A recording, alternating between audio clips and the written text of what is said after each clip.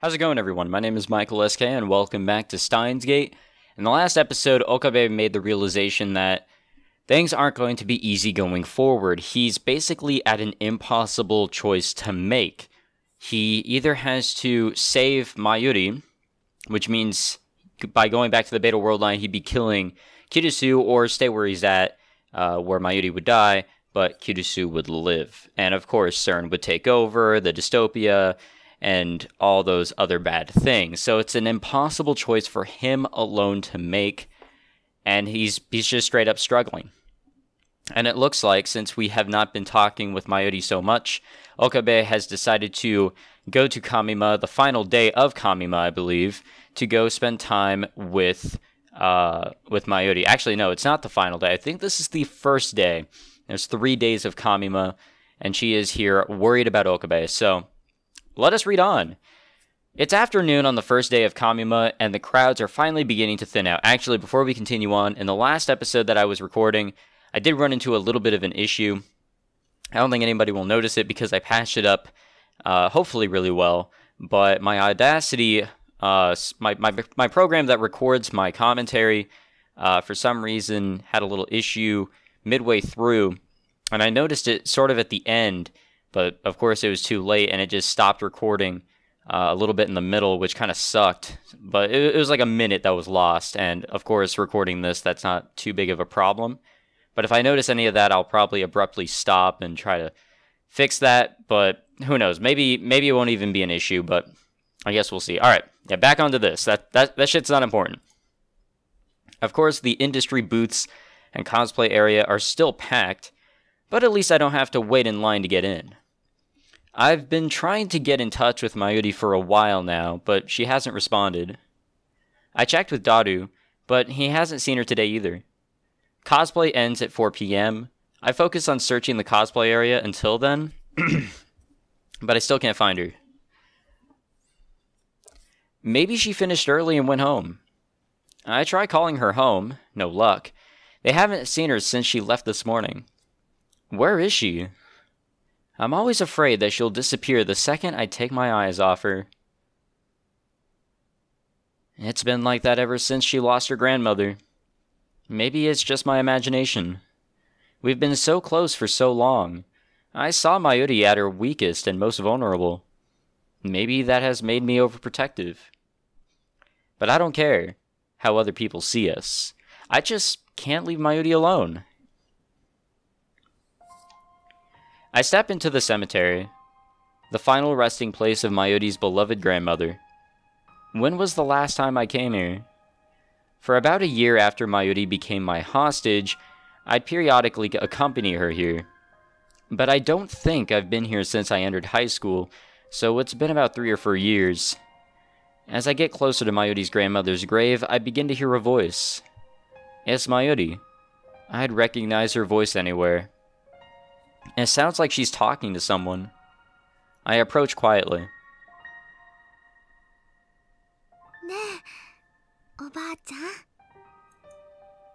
Mayuri is standing there, talking to the grave. What a relief. She hasn't disappeared. I decide to watch silently from a short distance away.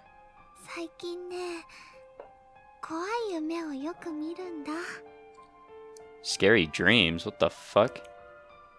For a second, I wonder if she's learned to commune with the dead, but no. She's just talking to herself.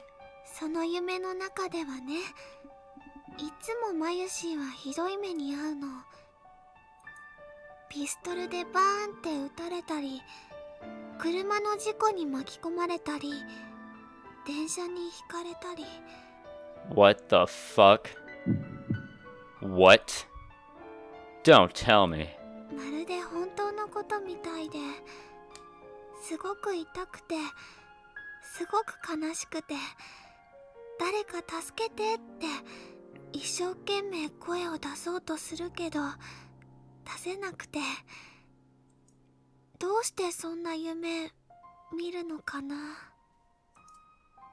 Does she remember her deaths? All of them? Is she inheriting memories like I do? いつも決まってるの。マユシーが泣いてるとね、オカリンが助けに来てくれるんだ。マユシーはオカリンにありがとう、ありがとうって言うんだけど、その声もオカリンには聞こえてなくて、オカリンはマユシーを抱きしめて、とっても悲しそうな顔をしてた。泣いちゃいそうだけど、絶対に泣かなくてね。でも一生懸命我慢してるのがわかるの。Come to think of it, both Feris and Lukako remembered their memories from before the past changed. I used to think that memories couldn't be shared between world lines. I used to think that I was the exception with reading Steiner. But maybe that's not the case. Maybe everyone has the same power, and the only difference is how strong it is.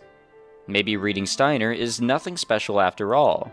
だからマユシーも悲しくなってごめんね、ごめんねって言うけど、やっぱり声は届かなくて、そこでいつも目が覚めるんだ。どうしてこんな夢見るのかな。I've failed so many times to save her. And I just got a fucking message on my phone. I should really put my shit on Do Not Disturb. I've watched her die again and again. Everything I've done has been to prevent that from happening. And yet, have the memories of those deaths been tormenting her as she sleeps? I bite my lip in frustration. I still have a terrible decision to make. Do I save Mayuri, or do I save Kirisu? There's no perfect ending here. I can't save them both. It's one or the other. If I choose Kirisu, then Mayuri's dreams will become reality. If I don't want Mayuri to feel any pain, or I don't want her to feel pain, sorry. Until now, I've thought only of saving her. That is my goal. But at the same time, I can't let Kirisu die. Again, my thoughts hit the same dead end. Mayuri hasn't noticed me yet. She's still staring at the sky. Just as she was on the day I took her hostage. She's talking to her grandmother in heaven. あ、そうそう。最近ラボメンがすごく増えたんだよ。クリスちゃんでしょ、萌香さん、ルカ君、フェリスちゃん、それともう引っ越しちゃっていないけどすずさん。8人だよ。すごいね。On this world line, they all become lab mems. However, not a single one of them has sent a D-mail. 最初はオカリンとマユシーの2人だけだったのにね。ラボができたばっかりの頃はね、オカリンはあんまり面白そうじゃなかったけど、最近はね、とっても楽しそうなんだよ。Is that how she sees it? Well, she's not wrong. She really does know me, doesn't she? そんなオカリンを見てるとね、マユシーも嬉しくなってニコニコできるの。それにね、賑やかだとウキウキしてくるし、特にクリスちゃんはね、アメリカの有名な本に論文が載ったりしてとっても頭がいいんだよ。マユシーは憧れちゃうのです。タイムマシンだって作っちゃうぐらいなんだから。あ、これはオカリンとダルくんも一緒に作ってたけどね。Then Mayuri falls silent. Her gaze becomes distant. She stands still and looks up to the sky. What could she be thinking? でもね、たまに思うんだ。最初マユシーが押しかけてラボに2人きりだった時のこと。学校が終わってラボに行くとね、オカリンはいないの。でね、お部屋の片付けしたり、可愛い小物を飾り付けたりしてるうちに、オカリンが少し遅れてやってきて、マユシーがおかえりって言うと、オカリンはただいまとは言わなくて、ご苦労って偉そうに答えてた。その後は毎日2時間ぐらい2人でぼんやり過ごして、一緒に電車でお家に帰るの。その2時間はね、会話なんてほとんどなくて、でも嫌な沈黙とかじゃなくて、ただそこにいるっていう感じで、2人で並んでソファーに座って、オカリンはラボの作戦計画書みたいなのを書いてて、マユシーは漫画読んだりゲームしたりして、たまに思い出したようにね、一緒にお菓子を食べてた。とてもゆっくり優しく時間が流れてて、それでもいいかななんて思ったり、まるでマユシーは本当に人質になっちゃったみたいだなとかふと思って、一人でえへへって笑ったり、オカリンはニコニコしてるマユシーを見てね、こういうの。I remember. It was 4 months ago, still spring. The lab wasn't as lively as it is now. It was an isolated bubble of slow-moving time. 何かいいことでもあったのか？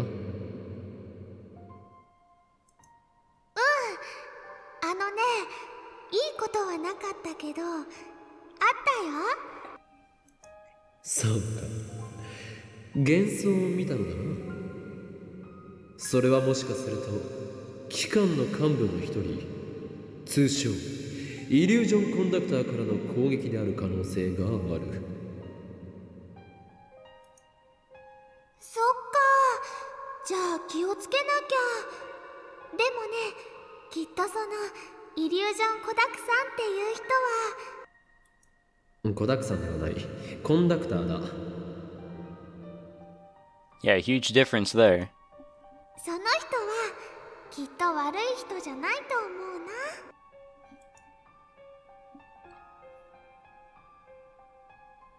It was nothing. Just meaningless chatter to pass the time. それはマユシーにはすごく心地よくて、なんだか泣きそうなくらい嬉しくて、このままずっと続いてほしいなって思ってた。あ、今の賑やかさが嫌ってわけじゃないんだよ。Mayuri shakes her head in denial.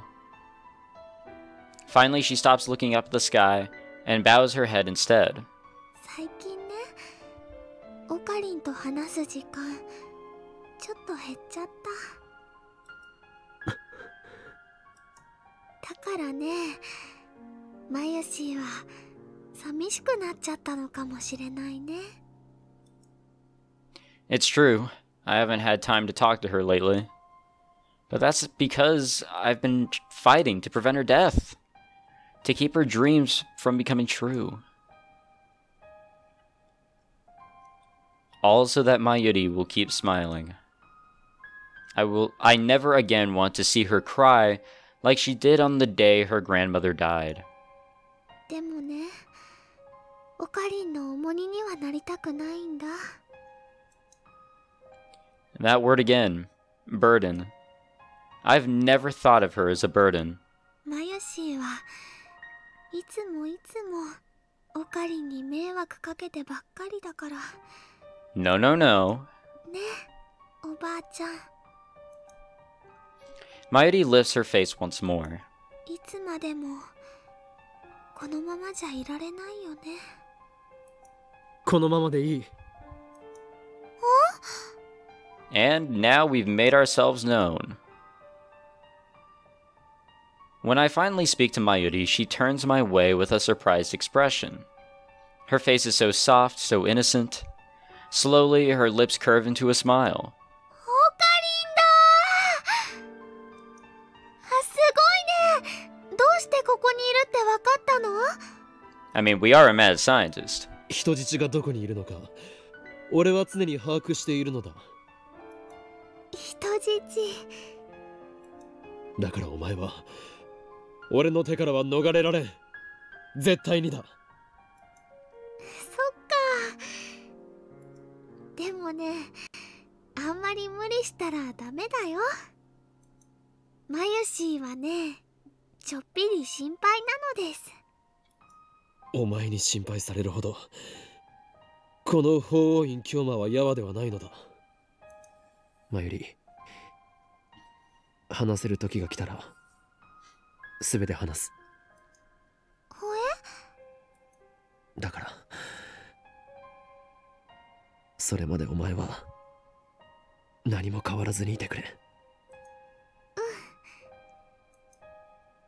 Mayuri stands up and turns to the grave once more. As an offering, she leaves a brand new white lily, as well as some dango dumplings. オカリン、帰ろう。帰る前に団子を食べるんだろ。Back when we used to visit the cemetery together, it was part of our daily routine to eat dango. Is it dango or dango? I think it's dango. On the way back. もちろんだよ。I know it's the little thing that it's shit. What was it? It's from Clannad. It was all over Clannad. If you guys have watched or played Clannad, I'm sure you know all about those things. Akiba is empty again today. The otaku have all made the exodus to Kamima for the second day of battle. But come nightfall, they will return to Akiba like a victorious army laden with spoils, and the streets will be chaos. I know Daru has gone to Kamima. The question is, has Mayuri? I hope she has. I want things to be normal again. I remember what I heard yesterday, the feelings Mayuri expressed at her grandmother's grave. The events of the last few weeks have affected her as well. After I escorted Mayuri home from the cemetery, I spent the whole night racking my brain for a third option, a way out of this mess. My thoughts were a jumble, ideas coming and going too fast to judge which were right and which were wrong. But of course, there isn't a right choice here. For in the end, it always comes back to the same question. Who do I let die? And no matter how I try to dance around it, the answer is always the same. I can't choose. Is there no one else who can make this decision? No. Even if there were, I know I'd never accept their choice, whichever it had happened to be. Once again, I'm heading for the roof of Radikan. I had to get out of the lab. Mayuri or Kirisu might return at any moment, and I can't face them now. I look up at the sky. The clouds are dark and heavy. It could start raining any minute now. I thought that I was alone, but someone was here before me. Kirisu was lying in the middle of the roof, arms and legs spread as if making a snow angel. The image of Kirisu in a pool of blood flashes through my mind. Is she alright? I run towards her, but before I make it halfway, she suddenly sits up and turns to face me.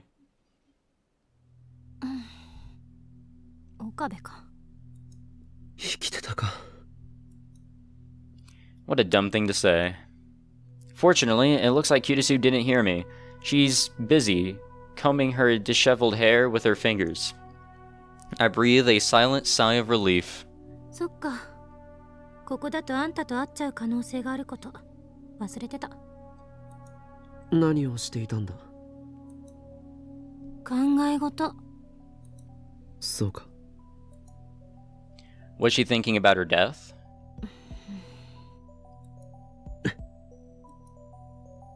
I don't know what to say, so I keep my mouth shut. Kirisu appears to be in the same boat. She's staring at the capsule toy dispenser in the corner, her face wearing the usual frown. The awkward silence drags on. When you think about it, Kirisu's fate rests in my hands. My decision will determine whether she lives or dies.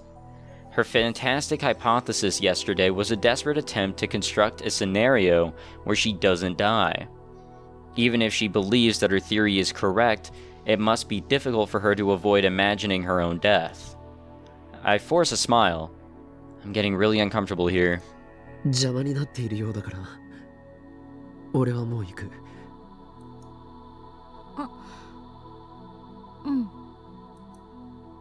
Damn, I was expecting a sarcastic remark like, since when do mad scientists have manners or something?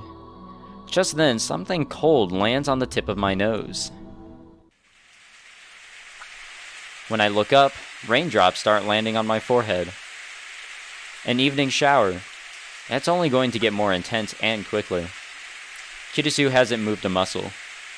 She's just standing there with her arms folded, staring at the ground as if she doesn't notice the rain at all. おい、雨が降ってきてるぞ。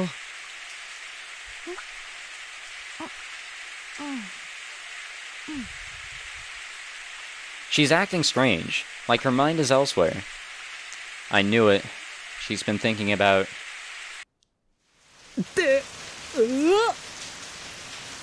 In less than a minute, the rain turns into a full downpour.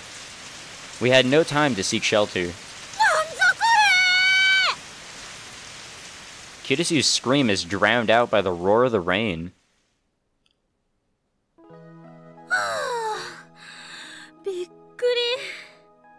I know. What the fuck was that? It's summertime.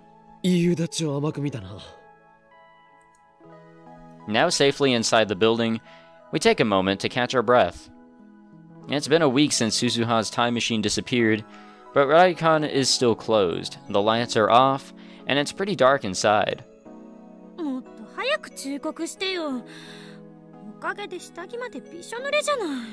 Oh, lovely. 右に同じく。この暗さに助けられたな、助手よ。どういう意味？もしラジカンが営業していたら、今頃お前のあられもない姿が多くの人間の前にあらわにされていただろう。Got him. Even in the dim light, I can tell that Kirisu is scrambling to cover her chest. あんたも変態だってこと忘れてた。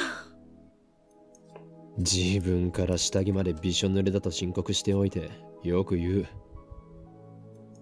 これ以上口聞かないで。下着の色とかよくも妄想したな。許さないから。妄想などしてない。She's too self-conscious. But the color of her underwear, huh? Gotta be white. 冷えるか。だから脱いで乾かせって？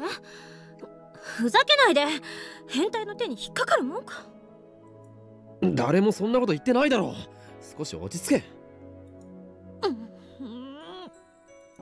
ま、たとえ服を脱いだとしてもこの暗さだから案ずることはない。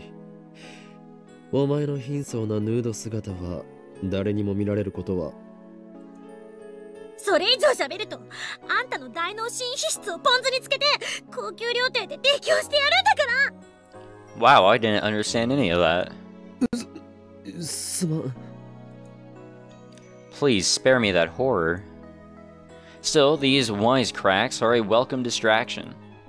夕立ならすぐに止むわよね。それまで待つか。I see Kirisu's shadowy form move to sit on the staircase. I sit next to her.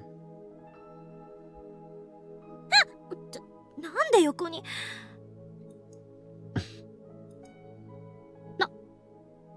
なんで。喋るなと言ったのはお前だ、クリスティーナ。あんまり近くに来ないでよ。今ぐらいの距離が限界だから。これ以上離れるとは言わないけど、これ以上近づいたら押し返すからな。Our bodies gradually grow cold. We start shivering. Maybe I should take off my wet clothes. But if I do that, Kitasu will just call me a perv again. Better not. My eyes gradually adjust to the darkness. I can see Kitasu more clearly now. She's huddled up against the wall. こっち見んな。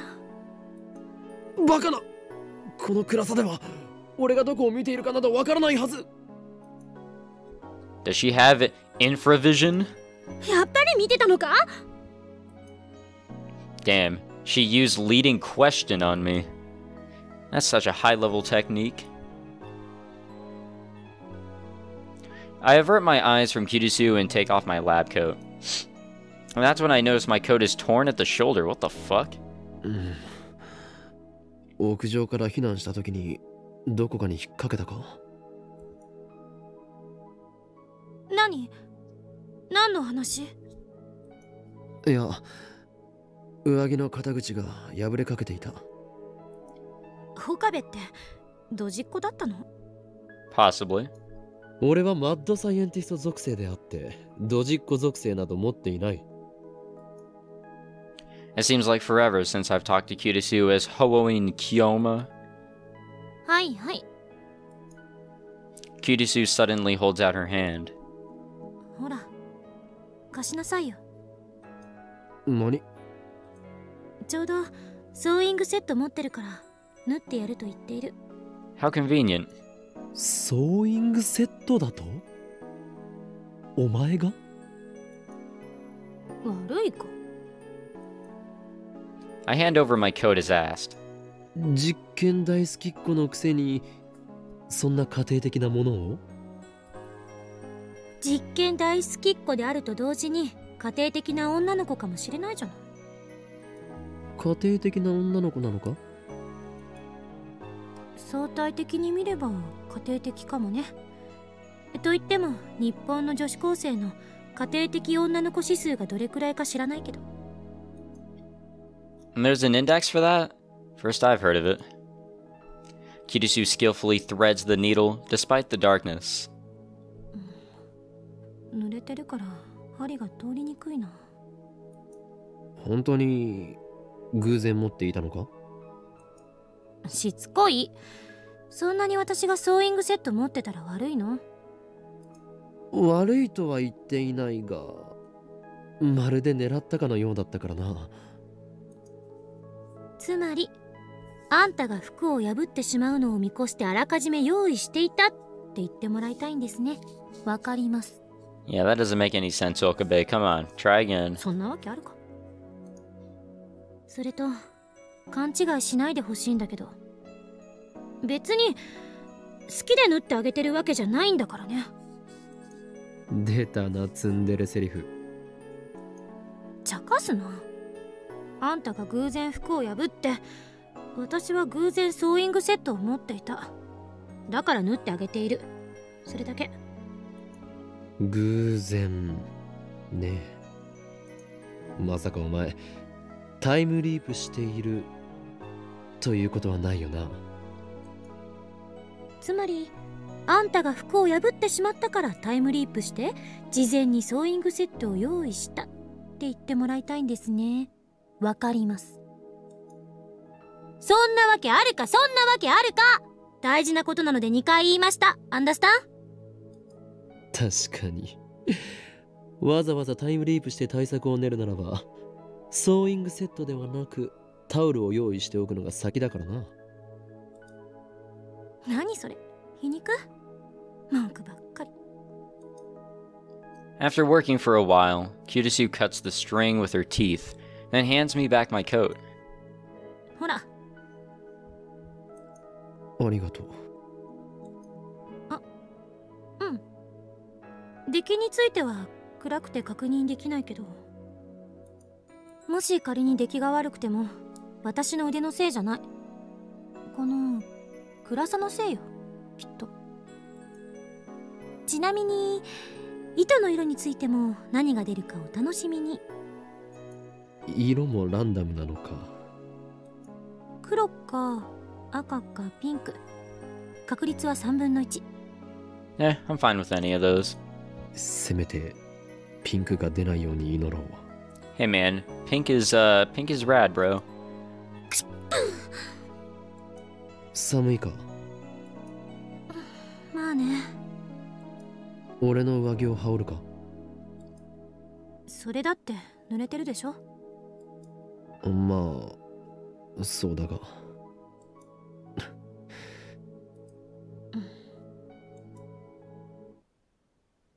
Silence again.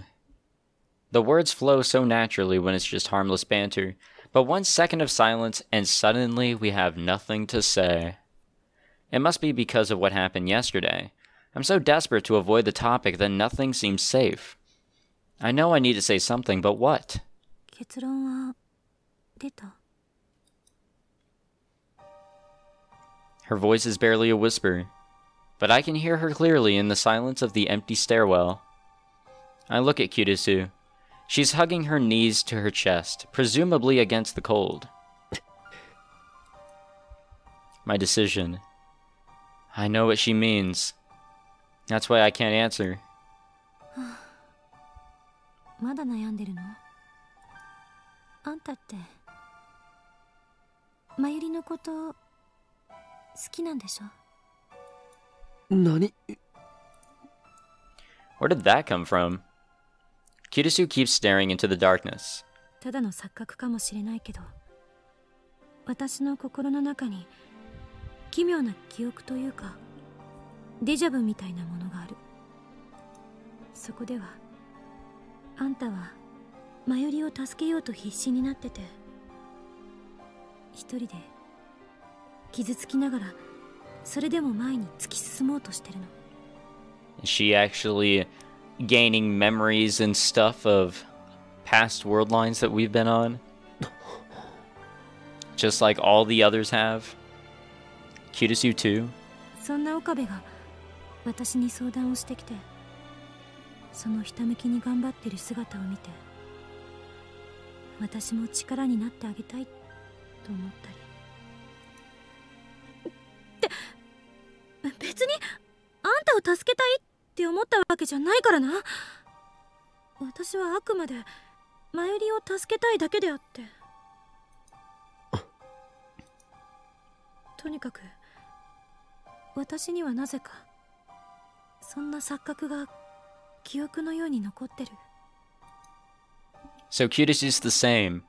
She still has faint memories from previous world lines. 自己分析してみたけど、夢で見たものを現実と思い込んでるのか、単なる願望か、それぐらいの結論しか出なかった。ただこれだけははっきりしてる。あんたはマユリを助けるべきなのよ。怖くないのか？ To save Mayuri, I must undo the current world line. If I do that, Kirisu will die. なんだか廃墟に迷い込んだみたい。 Kirisu suddenly changes the subject. She looks around the dark, empty stairwell. まるで世界中の電源が切られて、私たちだけ取り残されたみたい。ふと思うんだ。もしあんたがベータ世界線に行ったとする。みんなも一斉にそっちに移動するとしたら、私だけは移動できない。私だけが取り残される。そしたら世界中がこの場所みたいになっちゃうのかな。所詮これも仮説の一つだけど。俺は I need to say it. お前も救う。マユリだけじゃなくてお前も。できもしないこと言わなくていい。 Kirisu cuts me off sharply, then buries her face in her knees. 怖くないかってさっき聞いた。怖いに決まってるでしょ。自分が消えるかもしれない。自分だけが取り残されるかもしれない。あるいはあんただけがこの世界線からいなくなるかもしれない。誰もあんたがいなくなったことを認識してない世界がずっと続いていって、私は何事もなかったかのようにアメリカに帰るかもしれない。かもしれない。かもしれない。かもしれない。そんないろんな可能性を考えて、その度に絶望的な気分になる。でも Kirisu raises her head and spears me with her glare. だからマユリを見殺しにしろなんて言えると思う？クリス。もうなんか寒いな。Kirisu grabs her own arms. In the darkness, I see her shoulders shaking. 濡れてる服着てる青年。たく。ダメだ。こんなの全然論理的じゃない。仮説にすらなってない。全部根拠のない妄想。こんなしょうもない妄想を垂れ流す脳の機能をカットしてやりたい。Now she's talking to herself in an angry tone. Kirisu has always been calm when faced with the unknown. I admired her for that. I thought she was facing this calmly too, but I was wrong. Behind her cool facade, she was struggling to cope with the knowledge that her very existence was in jeopardy. She was fighting that fear all alone, and now it has finally come to the surface. Of course she's afraid. However brilliant she may be, she's still just an 18-year-old girl. Kirisu abruptly stands up. I realize that I no longer hear the sound of rain pounding on the roof. 聞いて、岡部。両方救うのは無理。そうでしょ。どうあがいたって確率は2分の1なの。だがじゃない。私の結論は変わらない。マユリを助けて。I hear the pain in her voice, and also the resolve. Kirisu has made up her mind. I look away and clench my fists. My nails dig into the palms of my hands. そう簡単に諦めろっていうのか。お前を見捨てろっていうのか。そんなのできるはずがないだろう。できるかできないかじゃない。あんたをやらなくちゃいけない。それしか道はない。ダメだ。お前は俺たちの大切な仲間だ。俺はお前も見捨てない。岡部。Kirisu drops to her knees and grabs me by the collar. I gasp for breath as she stares into my eyes. Her eyes are hard and stern. It's always like this when she scolds me. Always the same glare. 他に解決策があるの？ないんでしょ。私はマユリを犠牲にしてまで生きていたくない。もしマユリを助けなかったらあんたを一生恨むから。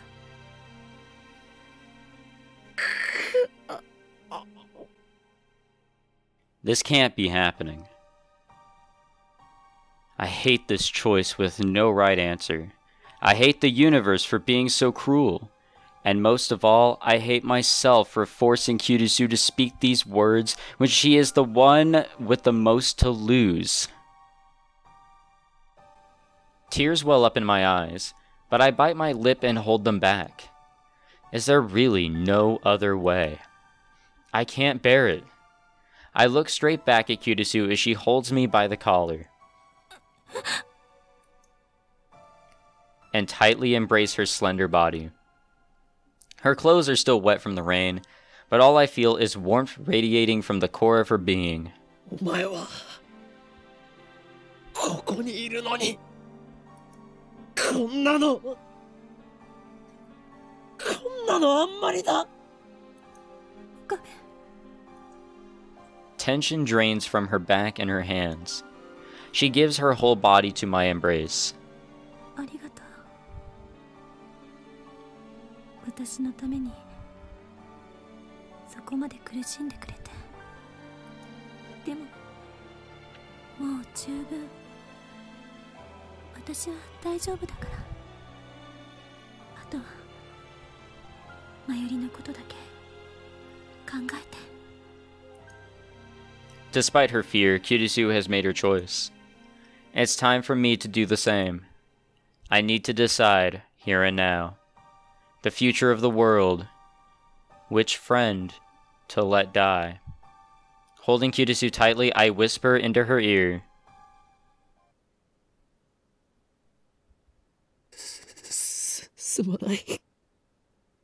I wonder what he said. A meaningless oh, that's all he said, alright. 俺は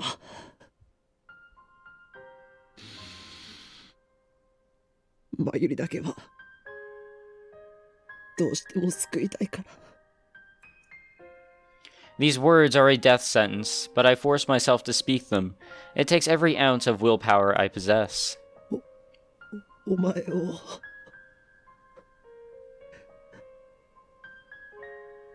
助けられない。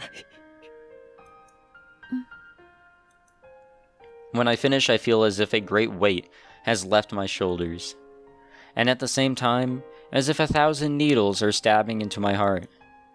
Kirisu weakly returns my embrace. Then she lets go and stands up. さてと。 There's already a look of relief on her face. 先に帰る。帰るってどこへ？ To America? ラボに決まってるでしょ。服を乾かさないと。シャワーも浴びたいし。 In that case, we should go back together. But before I can suggest it, Kirisu beats me to the punch, as if she read my mind. あんたはそこでずぶ濡れのまましばらく待ってて。わかった？ We can't go back together. That's her verdict. わかった。 You know, it sucks. We've sacrificed our friends. Ah, shit, I think Audacity's fucking up again. I'm gonna have to look at this, but... You know, we've sacrificed our friends' memories. And now we're having to sacrifice our friend. It really does suck. Okay, I need to look into this Audacity issue, so I will be back. Okay, sorry about that. Yeah, I'm gonna have to explore my Audacity issues another time, because I have no idea how to fix that. But, alright, yeah, let's just continue on. I'll fix the issue because there's more cut audio, but of course I'll be able to just reread the lines. I hang my head and shut my eyes. Kirisu's footsteps fade into the distance. I wrap my arms around my body. Even though it's summer and sweltering hot, I can't stop my body from shaking. I realize that part of me is relieved that Kirisu left alone. At least I won't have to face her again to look upon the face of the girl I chose to die. I'm a coward.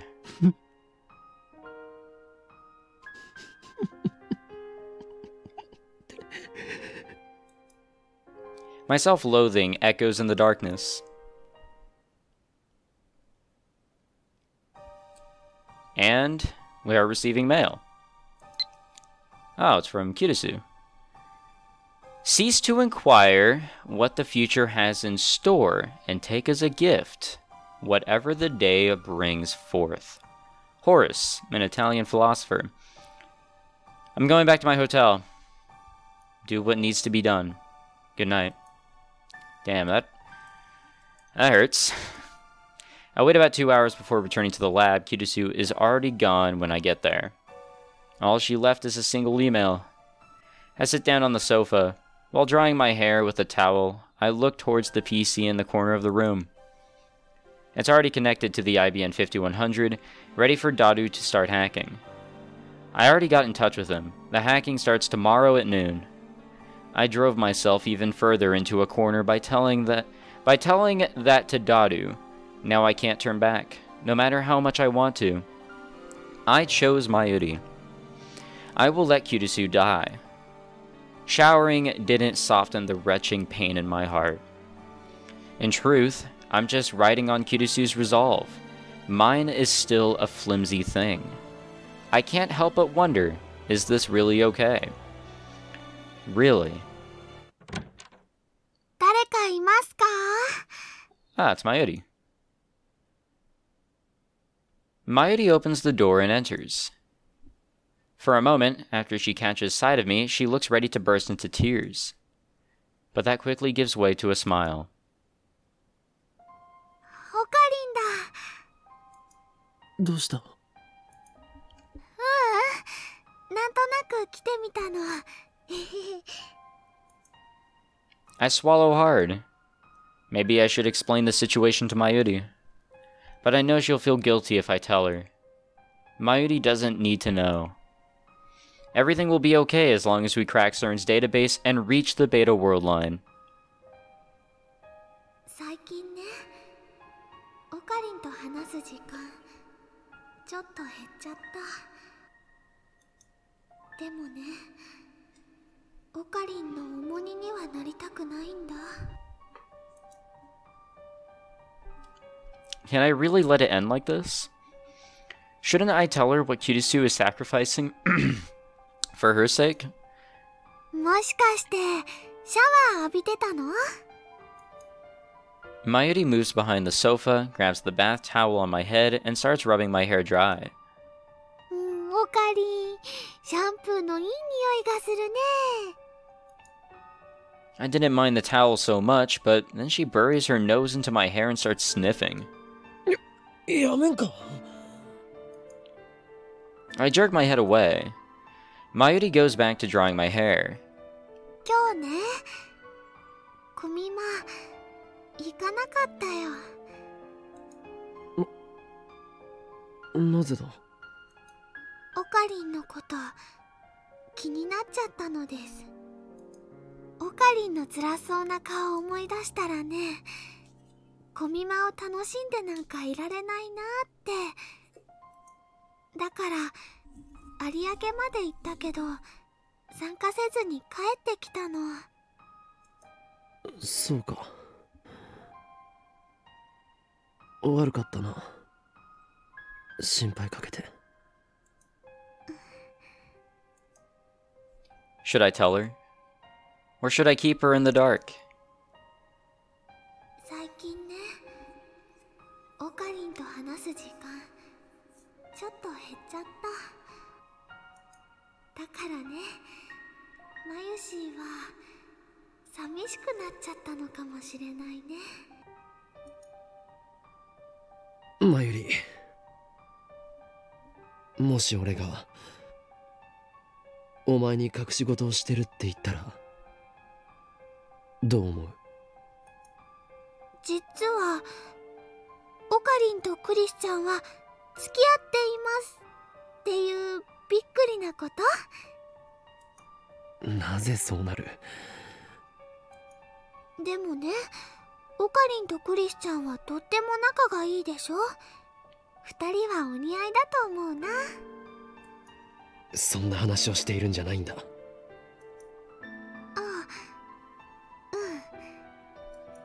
うん。全部話してほしいなんて思ってないよ。人質だからね。どっちかっていうと何にも教えてもらえないのが普通だもん。そんな話をしているんじゃないんだ。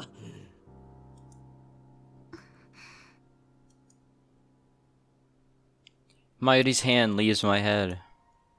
I look over my shoulder in a panic, thinking she wandered off again. She's there. I grab her hand, perhaps more forcefully than I meant to. マユシーは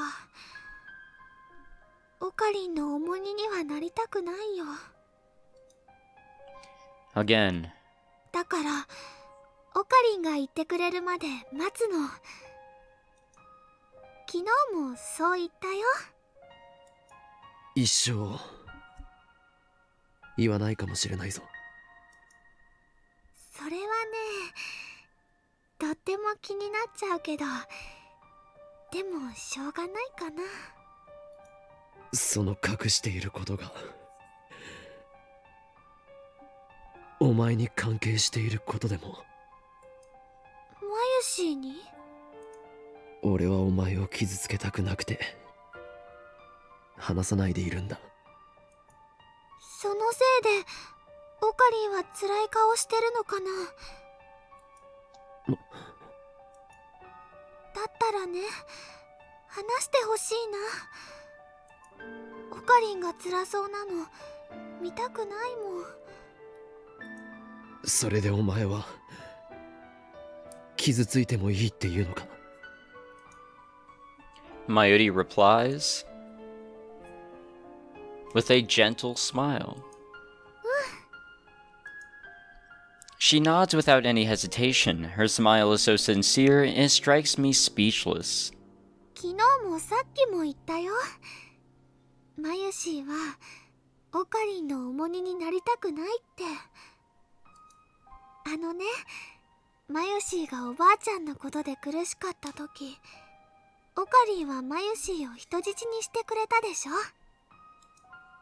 だからね、もしオカリンが苦しい時はマユシーが力になってあげたいってずっと思ってたんだよ。マユシーなんかじゃちっとも役に立たないかもしれないけど。Useful. Suddenly I remember. Mayuri is going to die tomorrow. I've been through it once before.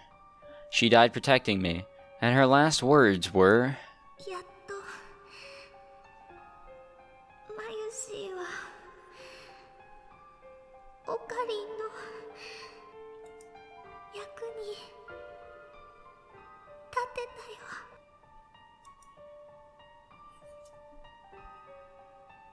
So this is what she meant. だからね、これ以上辛い顔しないでほしいな。分かった。 And if that's how she feels, I'll tell her everything. I let go of Mayuri's hand and pat the sofa beside me. ここに座るんだ。 Mayuri does as she's told. おやつ持ってきていい？お前は空気が読めないな。そうだね。Mayuri sits up straight with her hands folded in her lap. じゃあどうぞ。これから話すことは全部事実だ。お前が見た夢とも関係している。そして俺はこの後お前のために仲間を犠牲にするつもりだ。オカリン。 Anxiety clouds Mayuri's face, but I ignore it and take her chin in my fingers. A switch has already flipped inside of me.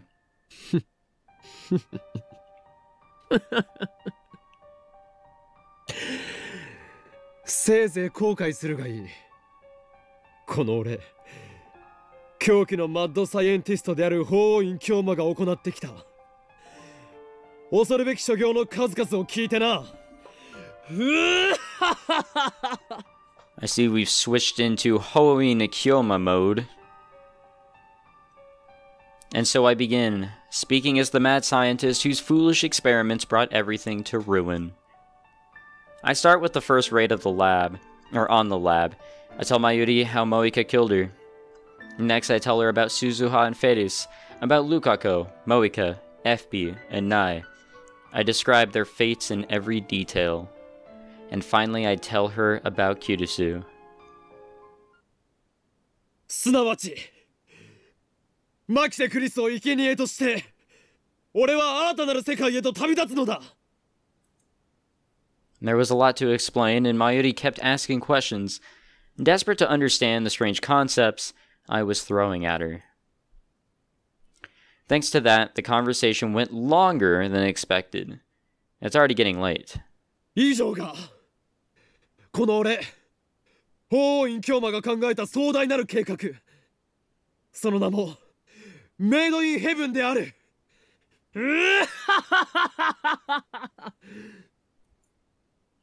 Finally, it's over.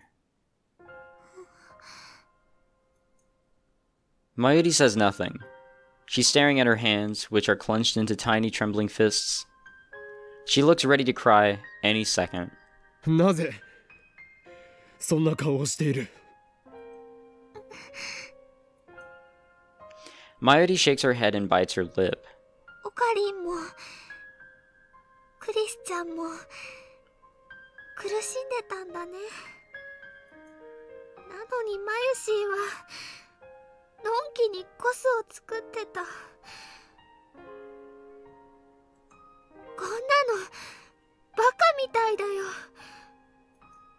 マユシーは何にも知らなかった。お前が責任を感じる必要はないのだ。全てはこの俺による計画なのだからな。幻滅したか、マユリ。だが俺は仲間を平気で犠牲にできる男。故にお前がベータ世界線に行きたくないと言ってもそれを聞き入れるつもりはない。 Well, that's not how you spell or, that's how you spell our. お前には俺の人質として絶対に最後まで付き合ってもらうぞ。世界に訪れる混沌、これこそがシュタインズゲートの選択なのだ。 Mayuri ignores my performance. She gets to her feet and lurches towards the door. I quickly grab her by the wrist. おい、どこ行く？クリスちゃんに会いに行かなきゃ。ねえオカリン、クリスちゃんに会いたいよ。 There's no way I can refuse Mayuri's request.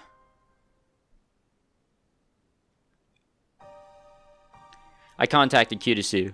We arranged to meet on the UPX overpass at 4:30 in the morning. I was wondering why she wanted to meet so early, but I understand once I see her. She's dragging a large suitcase. お見送りご苦労。 She faces us with a smile. そのスーツケース、まさか。ああ、そういうことよ。帰るのか、アメリカに。 Kirisu nods. もともと8月の頭には帰る予定だったんだけど、どっかのマッドサイエンティストに捕まって予定より長めの滞在になっちゃった。もう私が手伝えることもないだろうし、後腐れなくって意味でもいいでしょ。Is she doing this for me? Or is she trying to outrun her fear? It's not my right to stop her. Even if I did, it wouldn't change anything. Today, as planned, I will crack CERN's database and move to the Beta World line. I've made my decision. Mayuri is next to me, standing still with her head hung. マユリ？どうしたの？具合悪いの？ I gently nudge her back. ほら、マユリ。 She takes one step, pauses for a second, and then leaps on Kirisu with a cry. クリスちゃん。どうしたの？いきなり。マユシーはね、クリスちゃんがいなくなるのやだよ。 Kirisu hears the desperate plea in Mayuri's voice. She gives me a look, then asks, "Did you tell her?" I silently nod. マユシーのためなんかに消えたりしないで。ね。マユリ、お前。マユシーだってクリスちゃんを犠牲にしてまで生きていたくないよ。 I expected Mayuri might say that. It's absolutely essential that I remain firm. I feel bad for Kirisu, but it needs to be said. それは許されない。俺はマユリを選んだのだ。マユリには救われる義務があるのだ。Pain stabs through my heart. These words are reprehensible. クリスはお前のために命を投げ出すという契約をこの俺と交わした。それを保護にすれば最悪がこの地を襲うだろう。 I clench my fists tight to suppress my self-loathing. クリスの思いを無駄にするな、マユリ。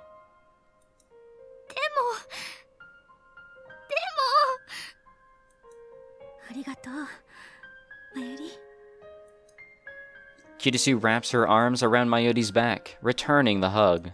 でも私はもう自分の中で結論を出したし、納得もしてるから。知ってる？あんたって岡部にものすごい愛されてるって。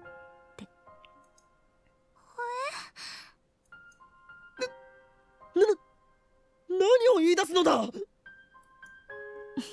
事実でしょ。 She gives me a mischievous smile. だからマユリが死んだら岡部はすごく悲しむ。岡部にそんな思いさせたくないでしょ。でもクリスちゃんがいなくなったらマユシーは悲しいよ。そうね。会えなくなると寂しいかな。でもどうせ私は生きてたってアメリカに帰るつもりだったわけだし。だから別の世界線に行っても私はアメリカにいるものだと思えばそう大した違いはない。そういう問題じゃないもん。クリスちゃんが消えちゃうのが嫌なんだもん。ねえ、やめよう。クリスちゃんが消えることないよ。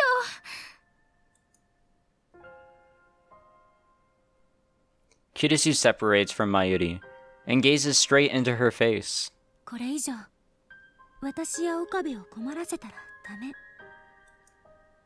She uses a gentle tone, as if speaking to a child. Then she lightly bumps Mayuri on the head. 岡部、もうマユリの手を離しちゃダメよ。分かってる。それじゃあ私は行くから。もう二度と岡部の顔見なくて済むと思うとせいせいするわ。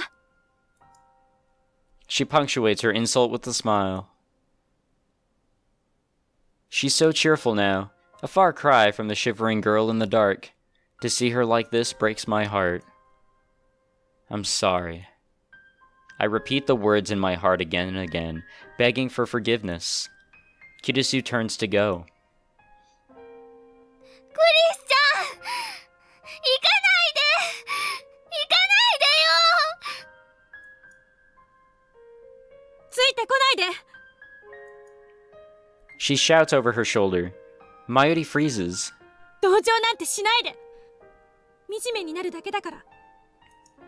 これは私が決めたことなの。マユリに何を言われたってもう揺るがない。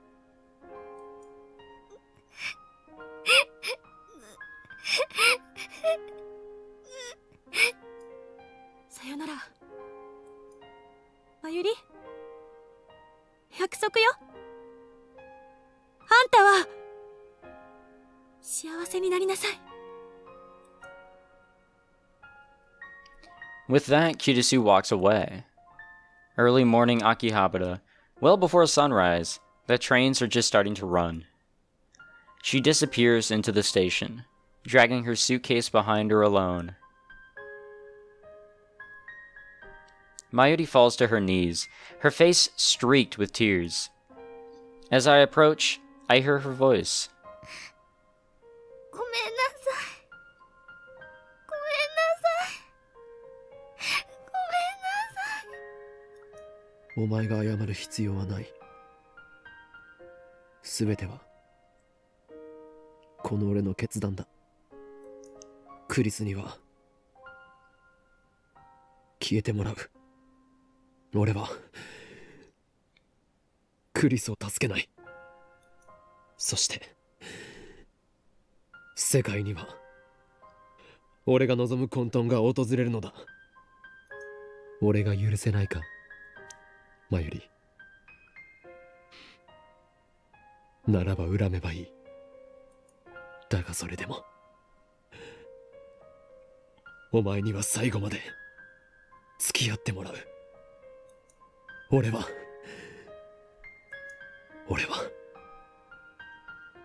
お前を救うためにクリスを見殺しにする。だからお前がどれだけ俺を恨もうと、俺の意見に反対しようと、もう後戻りするつもりはない。俺の野望は誰にも止められない。 Mayuri slowly stands up, and then she buries her face into my chest, just like she did to Kirisu.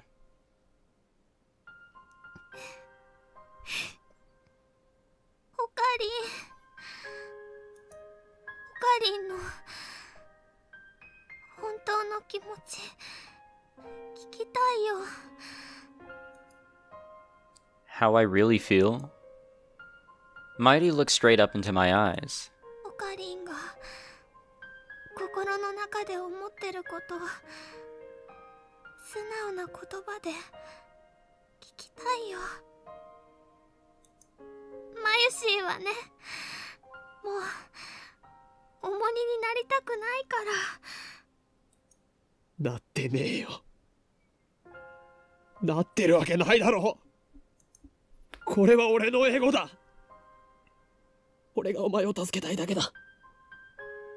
お前を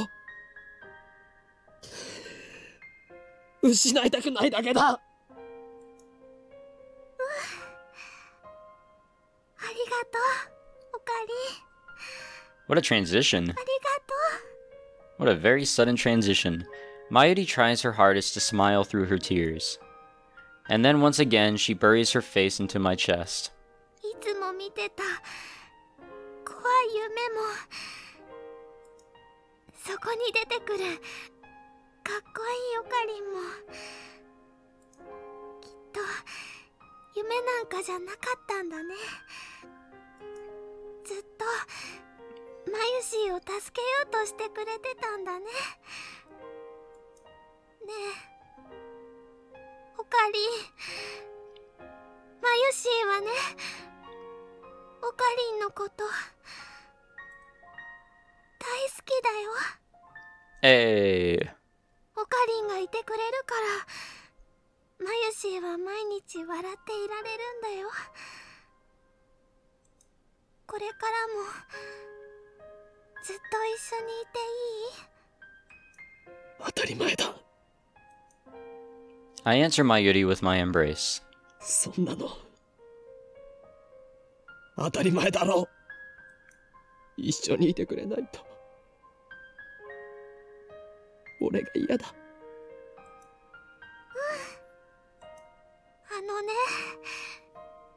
マユシーは幸せになるよ。クリスちゃんと約束したから。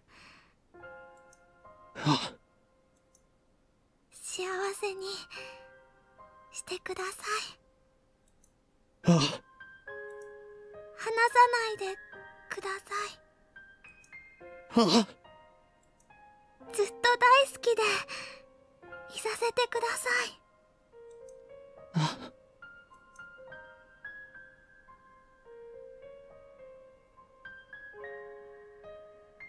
The radiance of the rising sun pours out between the buildings. Daybreak.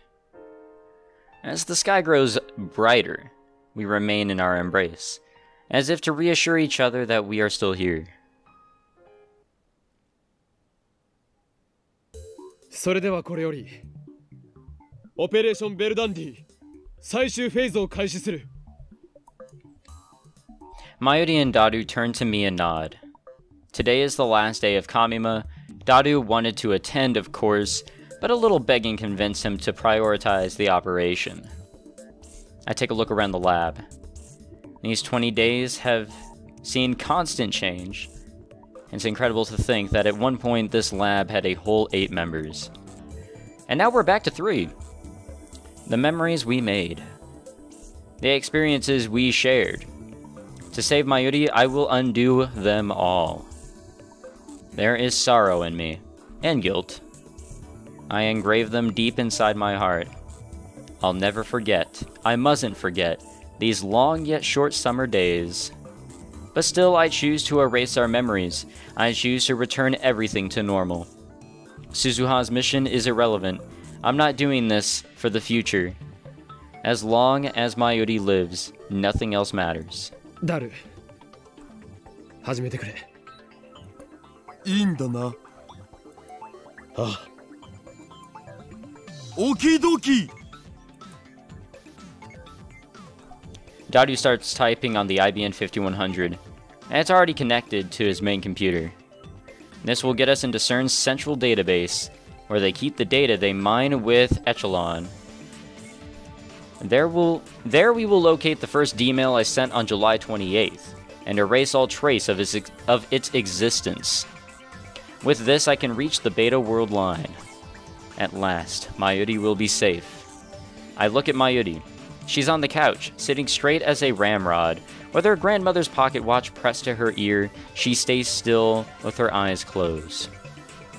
Whenever Mayuri wants to calm down, she listens to the sound of that pocket watch.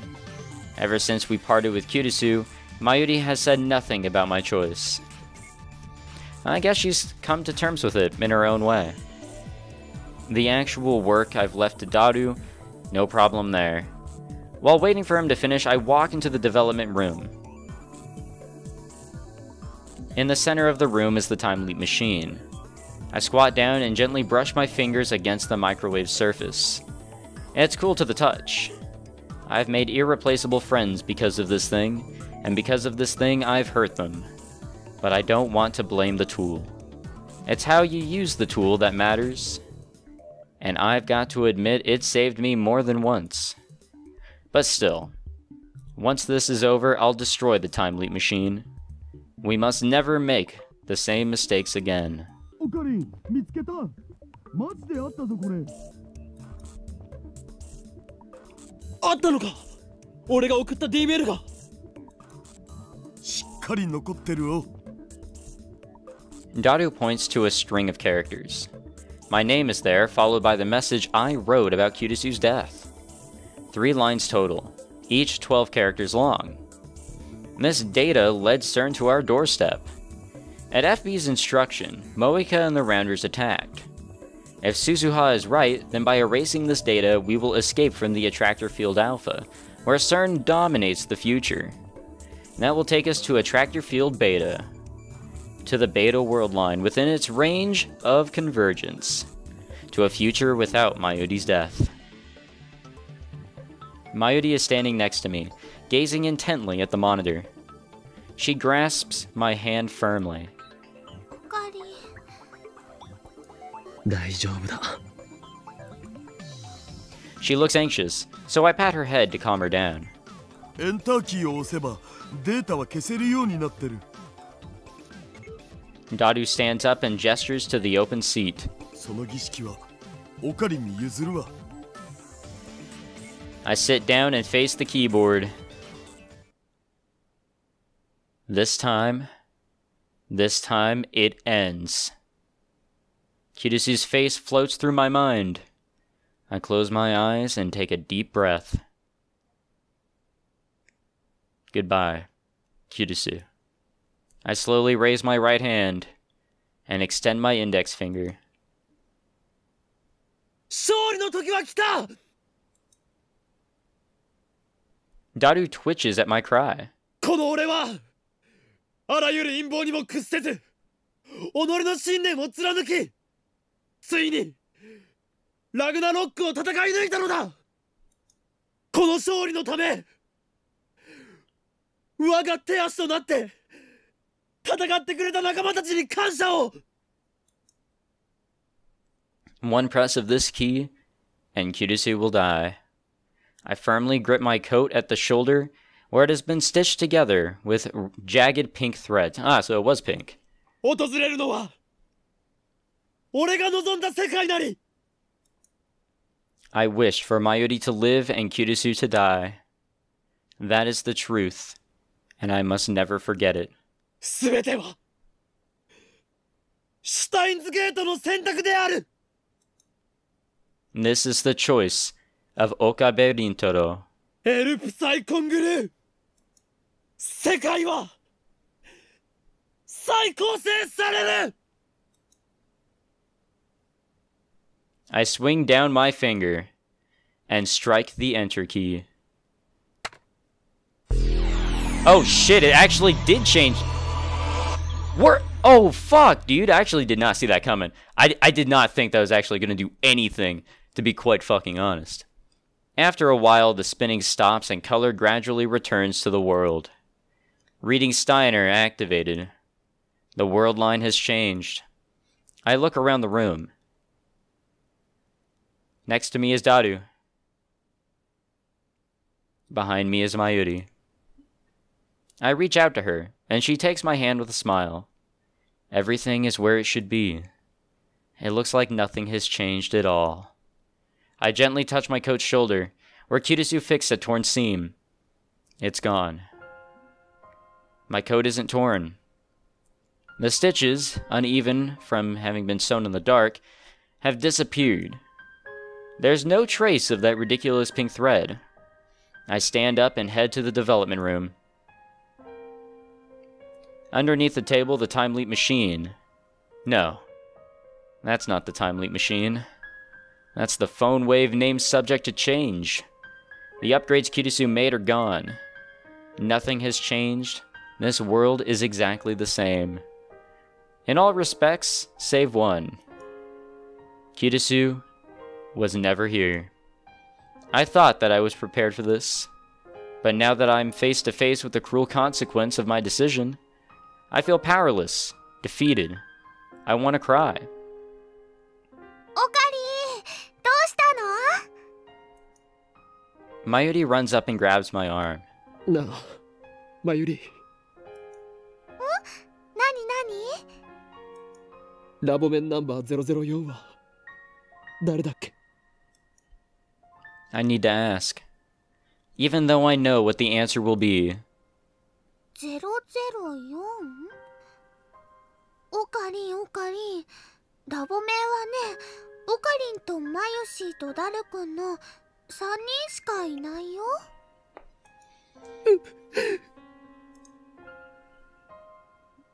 The tears come.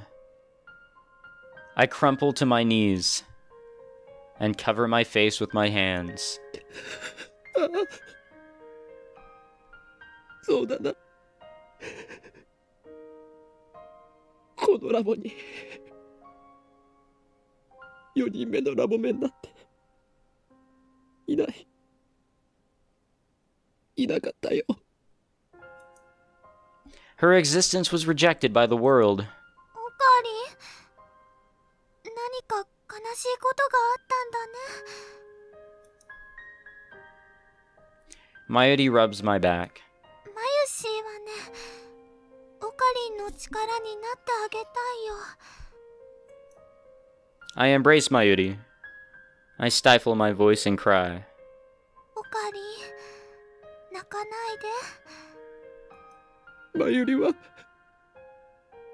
どこにも行かないでくれ。ずっとそばにいてくれ。頼むよ。 Mayuri tenderly strokes my head. マユシーはずっと一緒だよ。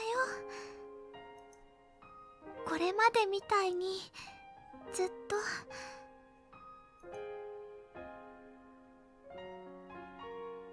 All trace of Kirisu's existence has vanished. This proves that I have returned to my original world line. This is the world I struggled to reach, the world Suzuha traveled through time to create, a world where the future is free. Nothing has changed, and yet, this is my utopia. Alright. I believe we have reached an ending. Not the ending, not a true ending, I guess you could say. Not the actual ending of our adventure here, but another one of the endings that we could reach. However, we didn't have a choice on this one. It was kind of just forced upon us. So I really wonder how we're supposed to reach the other choice. How to, you know, go for Kirisu instead of Mayuri, or to save both. So that'll be interesting to explore. And hopefully I'm able to figure out this issue with Audacity. So far I don't think there's been any issues. And I mean, if there's an issue right now, then I gotta cut all this out, because I can't just repeat everything that I'm saying. That's not going to be possible. No, I'll figure that out, because what's happening, if you guys have ever used Audacity, like I've got this rolling on my other monitor. It'll just start to go like really fast instead of the short intervals, or the intervals that it goes into. I think like every 2 seconds it loops. It does it like every half second, which is not right. And then it doesn't respond after I stop it. And then it tells me, oh yeah, 30 seconds to a minute has been lost. You should, you know, prioritize this program, or check your drive and everything.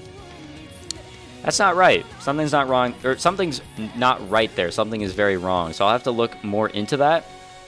I did try to change something, but I don't think that's gonna fix the issue. But I'll explore that, and hopefully there's no issues the next time I record this, or anything else, because that kind of restricts me. It really does. But yeah, that was actually, back on the topic here, that was actually a pretty good ending. Sure, it doesn't solve all the issues, but it's not a bad ending by any means. It really isn't. The night of the 17th passed. The night of the 18th passed. And Mayuri still didn't die. I've kept a close watch for 3 days since then. There have been no attacks, no accidents, no sign that anything might happen. That was enough to convince me that Mayuri is safe. Together with Daru, I destroyed the phone wave and the IBN 5100. Although we have lost the ability to send emails, and that's a small price to pay to stay below CERN's radar. Tennoji is downstairs in the Brontu workshop watching TV on the 42-inch CRT like always. When I went to check out Radicon, I found it open for business as usual. A search of the internet turned up no mention of a satellite crash. Instead, I found a small article in the local section of a newspaper dated July 28th. It was a report on Kirisu's murder. There was no follow-up. The culprit is still at large. According to Daru, the police questioned me several times. It was I who discovered the body after all. Of course, I don't remember any of that. At any rate, Mayuri is still alive. I've accomplished what I set out to do. It's over. Okari! Mayuri emerges from the ticket gate, waving her hand as she runs my way. She weaves through the gaps between shoppers and maids, handing out leaflets, and when she gets to me, she looks at me with puppy dog eyes.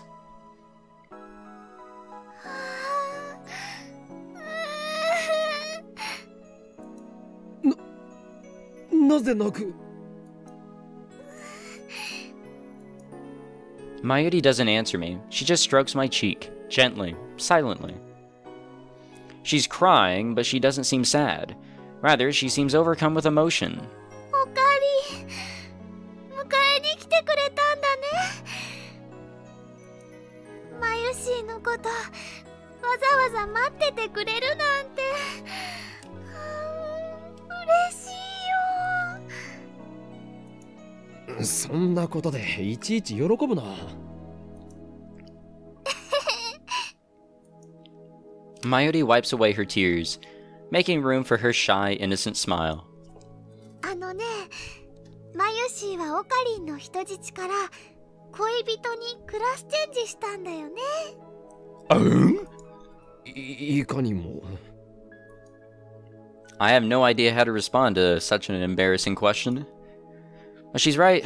Mayuri and I are officially a couple. After these long, painful 20 days, I finally noticed how important Mayuri is to me.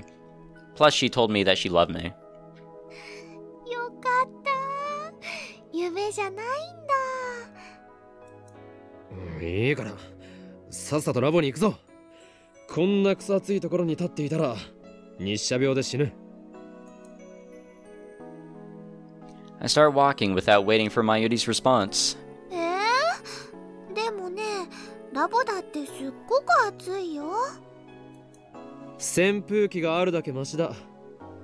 それに喉が渇いた。ドクターペッパーで一服したい。Yeah, because that's healthy. It's Sunday.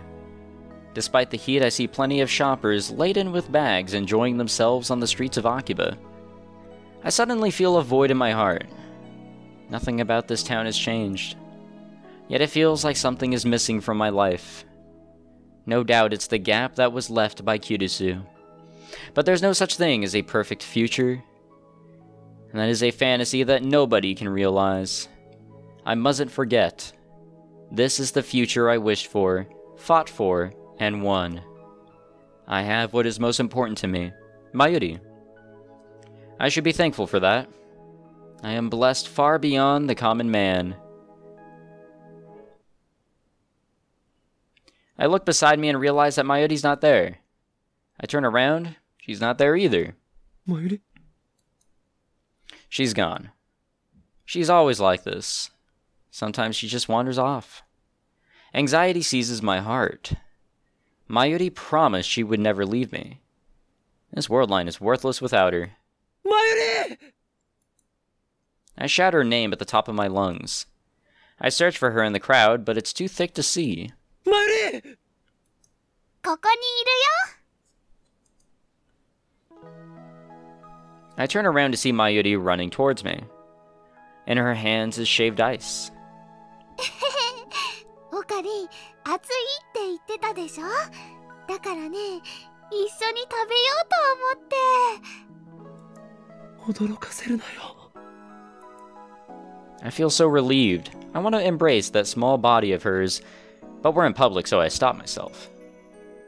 I take the shaved ice and hold my empty hand out to Mayuri.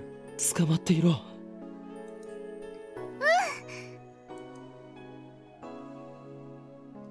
Mayuri takes my hand. Her slender fingers intertwine with mine. かき氷はラボまでお預けだ。路上で食べたら迷惑だろう。でもね、溶けちゃうんじゃないかな。しょうがないだろう。そっか。しょうがないよね。手をつないでたら食べられないもんね。離さないぞ。俺は絶対に離さないからな。マユシーだってね、離さないよ。Mayuri puts just a little more strength into her grip. Love for her fills my heart. Suddenly, Mayuri looks up at Radikan. ねえねえ、オカリン。あのね、起きているのに夢を見たことってある？夢？それは白チュームというやつか。そういう風に呼ぶの、オカリン物知りだね。あのね、それが誰だかはわからないんだけど、マユシーにはとても大切なお友達がいた気がするの。何？その大切なお友達のことを考えるとね、すごく切なくなって胸のあたりがキューってなるんだ。たまにね、声も聞こえるんだよ。声って？幸せになりなさいって。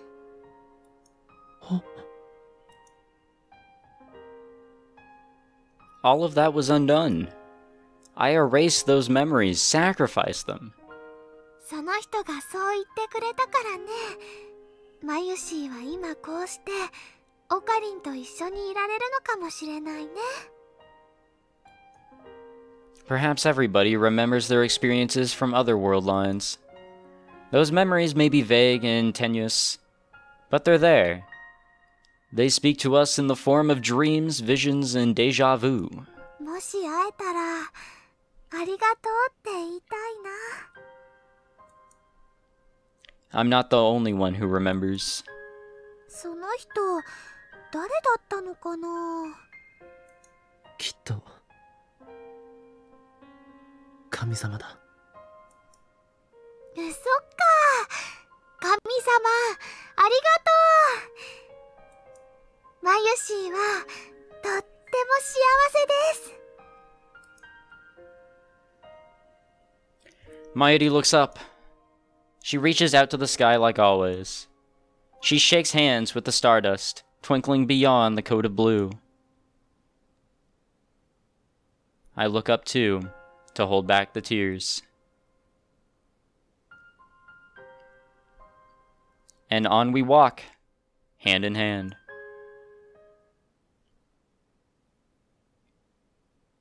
And with that, the childhood friend actually wins. So what comes next? I don't know how to move on. I really don't. Unless maybe they left me something. Maybe something in the quick load? Nope. Maybe something in the load? Nope. Maybe something in the extra? Maybe? Nope. But we're obviously not done. But we are 46 hours into this shit. Goddamn. And about 85% done with all CGs, so there's definitely more to go. I'll figure out how to advance, and crossing my fingers that Audacity isn't fucking up somehow, but so far it looks good. I've been making so many fucking glances to it, my second monitor, for like the entire session. But I think all is okay. Hopefully. And if it isn't, then whatever. I'll try and patch it up as best I can. Thank you very much for watching this extremely long episode. I'm sorry it got so long. It turned into 2 halves, actually. But, yeah, thank you very much for watching, guys. Hope you enjoyed that ending, which was actually really good. I liked it. It was a happy ending. Like I said, not everything was, you know, taken care of, but that just means that we got to get to that true ending, whatever it may be and however you're supposed to fucking get to it. Thank you for watching. If you enjoyed, please leave a like, subscribe. Hopefully Audacity isn't fucking me in the ass right now. And I'll see you guys, hopefully, in the next episode. Take it easy.